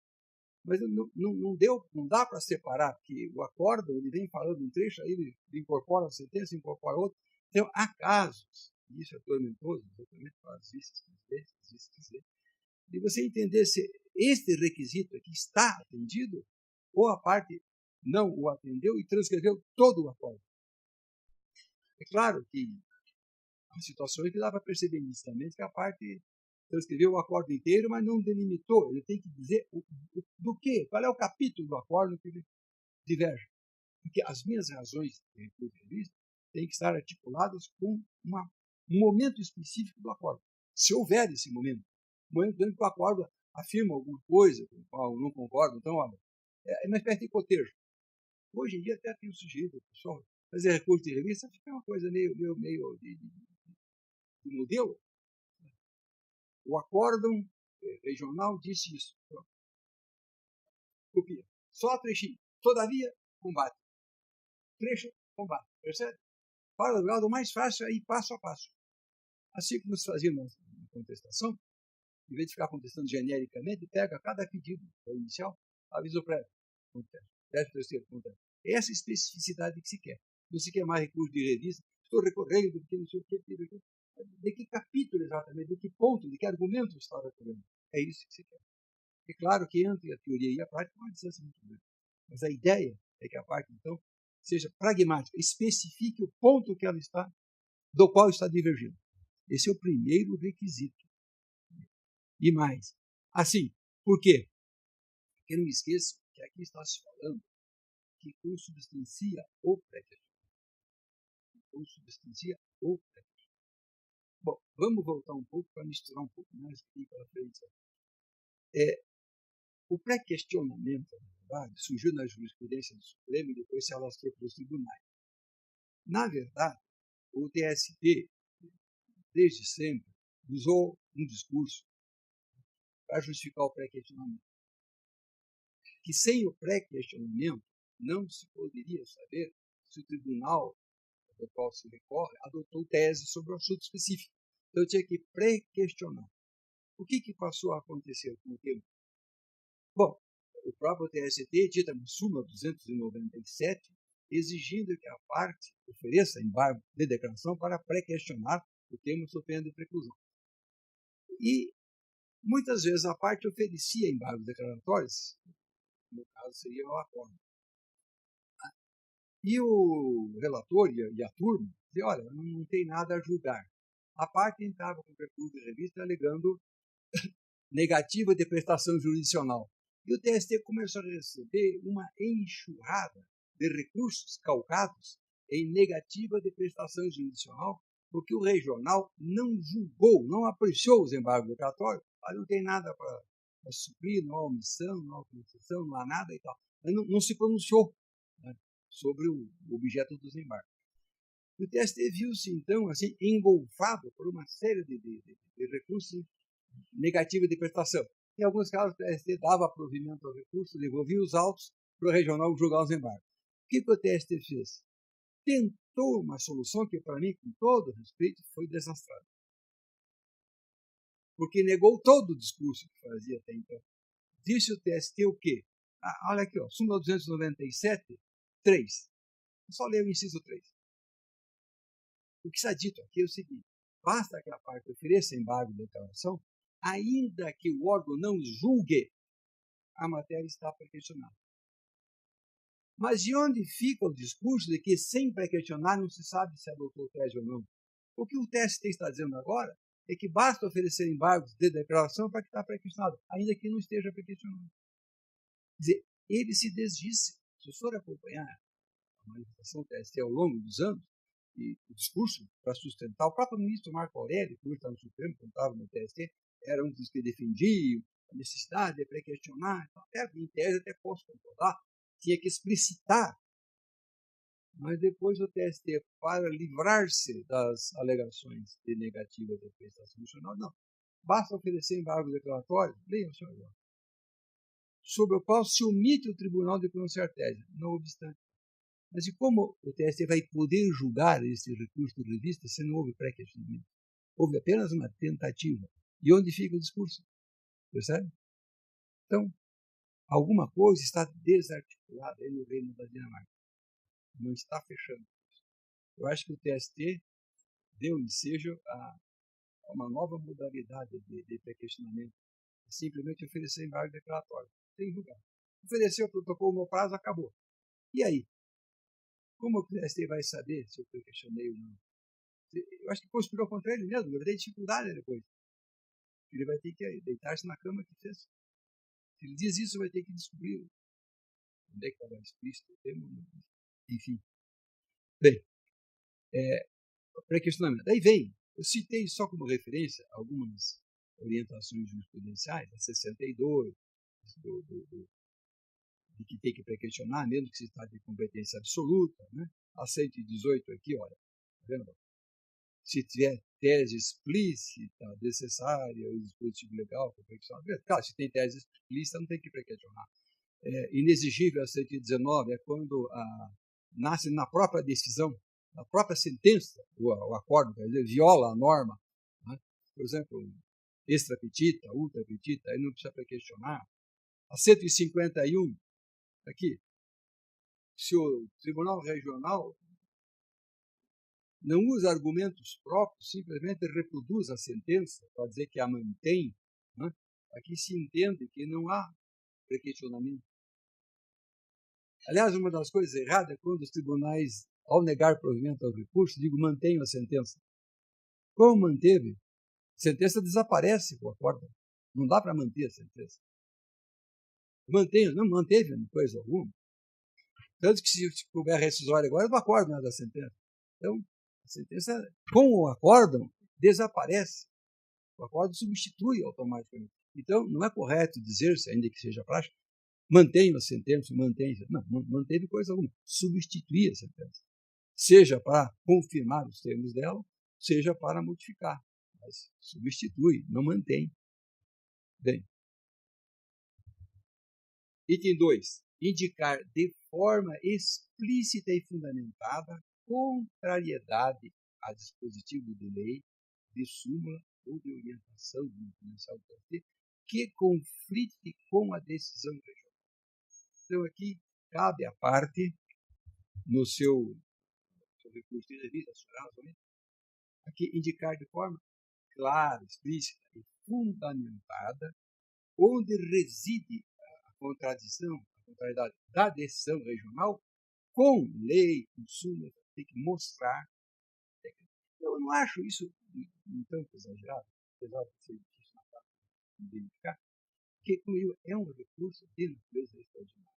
Então, foi assim que começamos falando. Então, ele não tem a ver com o duplo grau de jurisdição, que o recurso ordinário flui com certa naturalidade, sem maior rigor. Aqui é um recurso de natureza extraordinária. Mutatis mutandis, o STJ tem um rigor muito parecido. Em matéria de recurso especial também, vários rigores o Superior Tribunal de Justiça tem, que seria o equivalente do TST, né, no âmbito da Justiça Comum. Mas o fato é que a parte tem que indicar, então, de forma explícita e fundamentada a contrariedade, ou seja, é que se chamaria até de pertinência temática. Tem que mostrar que, em outras palavras, que a decisão, literalmente, assim, está conflitando com o súmula. Às vezes, aparentemente, está e não está. Às vezes, não, tratou de outro assunto. Não, é a mesma coisa. Então, tem que mostrar realmente que há um encaixe perfeito. Quer dizer, encaixe no sentido de contradição. A decisão impugnada, a decisão regional, está em desacordo com tal súmula, com tal isso, com tal decisão, enfim, comprovadamente. Eu até tenho dito que, se os advogados tiverem um pouco mais de angústia, não precisa fazer recurso de revista longo, um tratado, é mais técnico, é ir provando. Aqui eu questionei, está aqui eu questionei. Aqui está a divergência, tá? Dá os seus argumentos, sem escrever demais, até porque os tribunais superiores têm o GERISA, né, a carta prática, coisa volumosa. Então, eu penso que isso vai contribuir para que seja uma peça mais técnica. Mais técnica. Bem, olha aqui, aí vem súmula 337, que fala da divergência, a 221, que fala da violação de lei, a indicação de preceito. Né? Eu não tenho vantagem para falar, por causa do horário já me excedeu. A recurso de revista na execução da sentença, aí sim tem que ser mais rigoroso, tem que ser violação direta à Constituição Federal.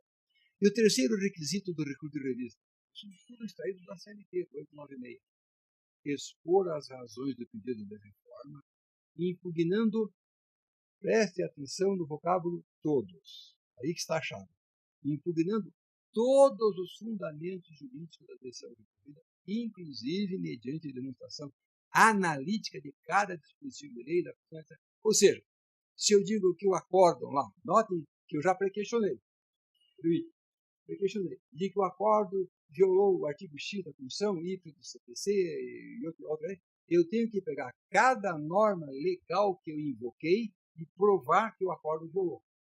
Uma por uma. Não assim de encambulhada, porque era muito comum, acho que o doutor Alfino, que também tem prática de requinte de revista, a doutora, é muito fácil que a pessoa chegava narrava assim, que a sentença fez isso aqui, assim, portanto, estão violados os artigos tais, relacionava os artigos.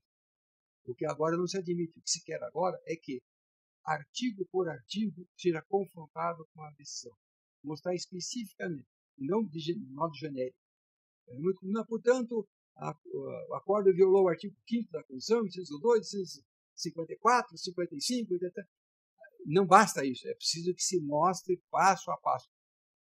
Não só se diga que violou, mas que se mostre como violou. Então, há um rigor mais acentuado nessa admissibilidade. E note que isso aqui faz parte da admissibilidade. Faz parte da admissibilidade do recurso de revista. Por quê? Porque vejam o caput lá, onde tudo começou.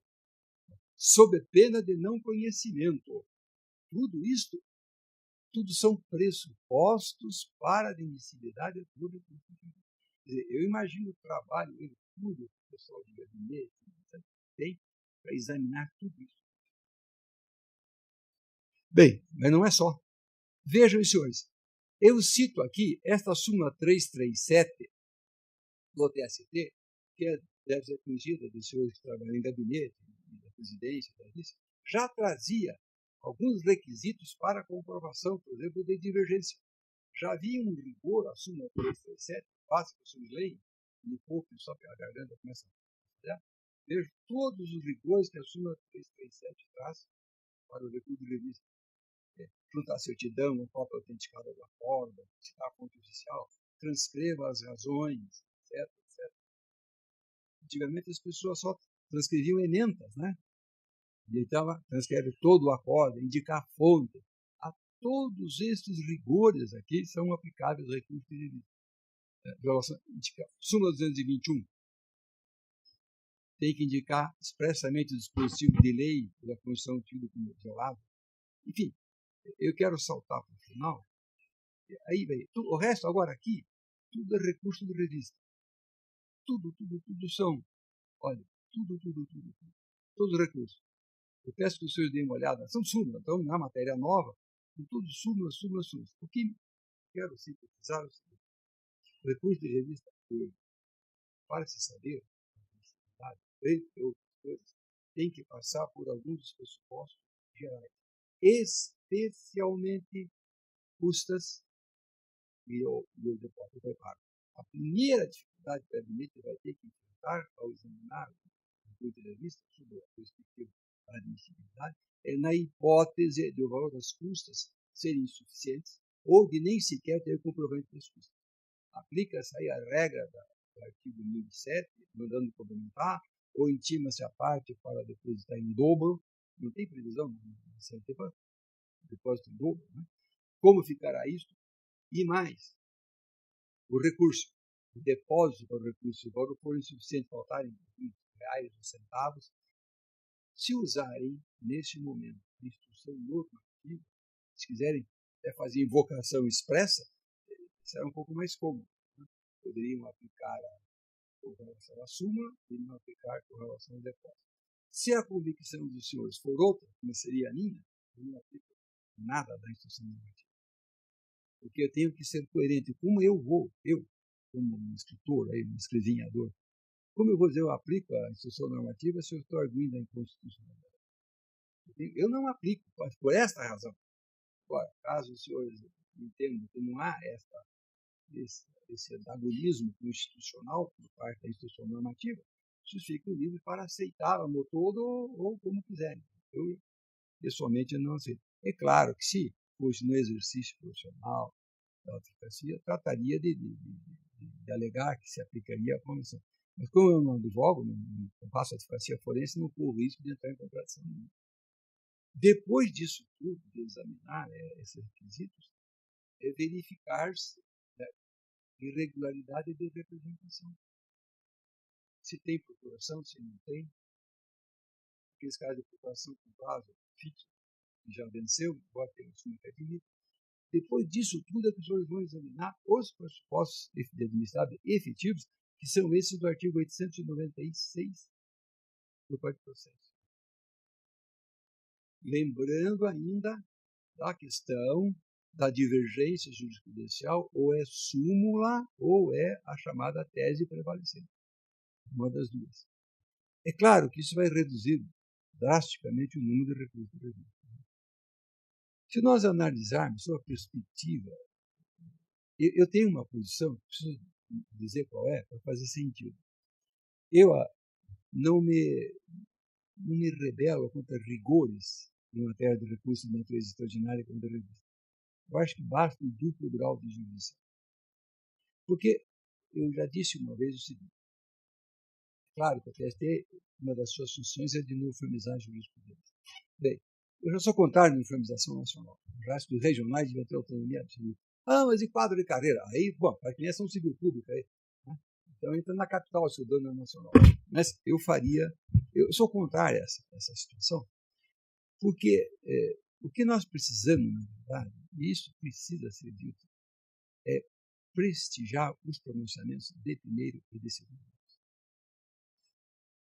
Cheguei a afirmar que se nós tivéssemos, só para os senhores entenderem o que é a força de uma tradição, se nós tivéssemos 10 graus de jurisdição trabalhista hoje, só por absurdo, 10, e alguém viesse e dissesse, vamos eliminar o 10º grau, não me sinto inseguro.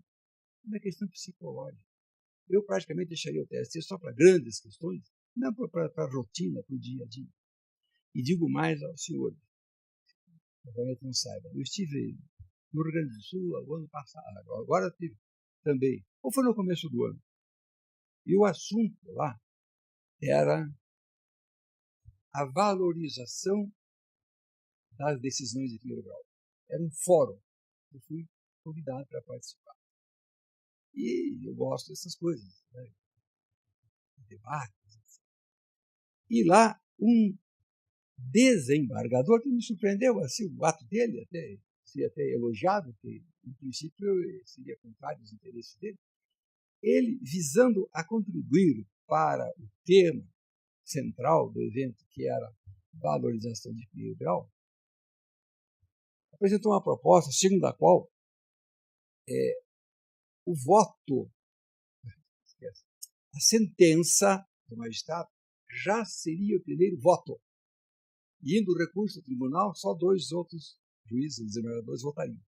Essa era a tese dele. Eu digo, olha, eu não faço meia sola. Isso não vai pegar. Porque qual é o tribunal que vai aceitar que a sentença valha como um voto? Sejamos francos, tem um problema de hierarquia e etc. Eu digo, não vai passar. Mas, professor, mas aí o senhor não tem nenhuma contribuição para o tema? Eu falei, olha, eu sou dos que criticam, mas apresentam alguma coisa em lugar. Não vou simplesmente demolir, né? Deixar em ruínas e virar as costas. Eu digo, querem valorizar? Eu vou dar uma opinião. Isso está fervilhando. Ó. Se um dia vocês souberem que aquilo virou alguma norma e vocês não gostarem, esqueçam que foi eu quem sugeriu. Eu digo, olha, querem valorizar? A sentença só pode ser modificada pelo tribunal por voto unânime. Tá bom? Se um juiz, eu fui do tribunal, se um juiz do tribunal vota a favor da sentença, não é tão absurda, não é teratológica. Claro que isso é uma ideia que talvez nunca frutifique, mas o germe está avançado. Os gaúchos estão debatendo, porque nós temos que prestigiar. Porque o duplo grau de jurisdição, embora não tenha previsão constitucional, ao contrário que alguns sustentam, mas está na tradição infraconstitucional. Ele é necessário. O duplo grau de jurisdição é absolutamente necessário. Só que o que não se pode é simplesmente mudar por mudar. Só porque foi possível. Do mesmo modo que não se aceita que o TST muda a decisão do regional, só porque quer mudar. Eu tenho que ter uma razão relevante, muito forte. Se um membro do tribunal vota favoravelmente à sentença, perfilha os argumentos, como é que surgiram os embargos infringentes da justiça estadual? Como é que eles surgiram? Os embargos infringentes surgiram.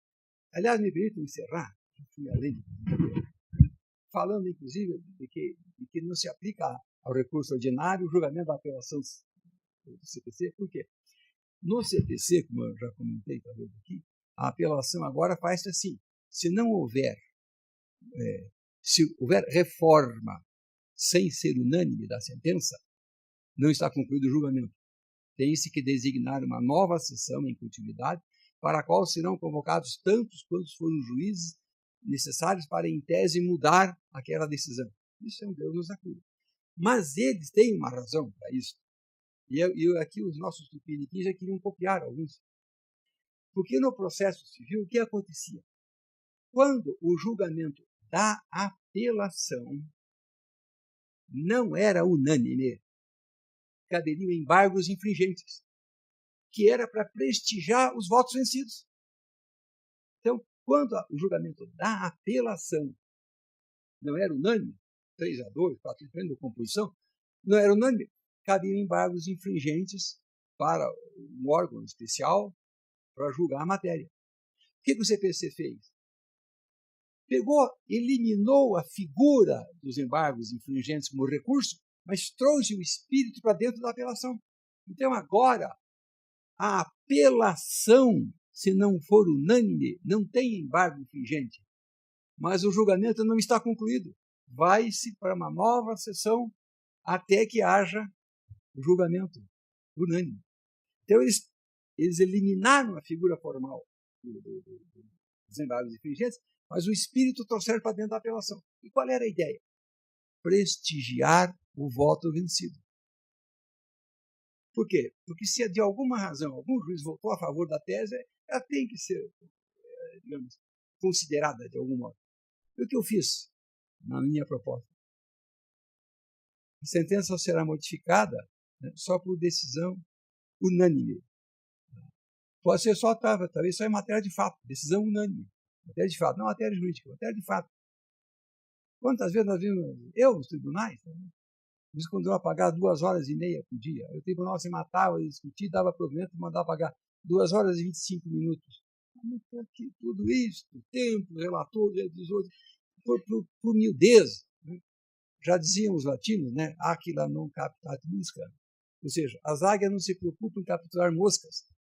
E eu digo, fica os tribunais preocupados em capturar mosca. O tribunal é muito grande, é uma águia, fica em questionpa. Por isso eu fiz essa proposta de que só por votação unânime a matéria de fato possa ser modificada. Se não for unânime, não é teratológica a decisão. Senhores, eu quero já me parar de falar. Desculpem, fui muito além do que deveria. Espero não ter desrespeitado os horários da organização. E procurei trazer aos senhores, assim, muito apressadamente, a matéria do curso de revista.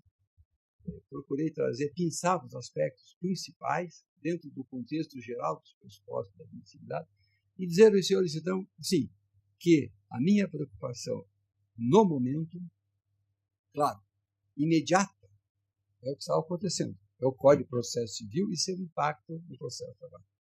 Mas a curto prazo, para não dizer médio prazo, a minha preocupação, eu quero ser como o Leão Tolstói fazia nos seus romances. Ele tinha angústias pessoais, ele escrevia livros para a angústia dele ele passar para a humanidade inteira. Ele dividia a angústia. É aí o que eu vou fazer. Eu hoje batalho por um código de processo. Luto por um código de processo. E quero então passar a minha angústia, a todos os senhores, que se, por alguma razão, se sensibilizarem com a ideia, né, adiram a ela, lutem. Nós precisamos de um código de processo. Nesse artigo que deve sair agora na revista eletrônica, eu disse, repetindo coisas que eu venho falando ao longo do tempo, até quando nós vamos nos contentar com os banquetes, com as migalhas dos banquetes, do processo civil com nova paciência? Até quando não vamos ter roupa própria para vestir, não ter que depender do próprio dos outros? Até quando vamos ver certos princípios fundamentais do processo de trabalho serem colocados em risco pela penetração do processo civil? Até quando vamos ficar nesse estado de passividade e de inatividade, de não fazermos nada, esperando que caia do céu um código de processo? E encerro o artigo até propositadamente de maneira dramática ali. Porque às vezes tem que ser dramático para tocar aquele ponto sensível que tem que existir no coração de qualquer pessoa. Por mais rígido que seja, há um ponto sensível. E é ali que eu quis tocar quando eu disse, se nós nada fizermos, e daqui, talvez no futuro, os nossos filhos, os nossos netos, né, os nossos colegas nos perguntem por que deixamos o processo do trabalho desaparecer. Então teremos que dar a eles uma resposta. A resposta que nos envergonhará. É isso.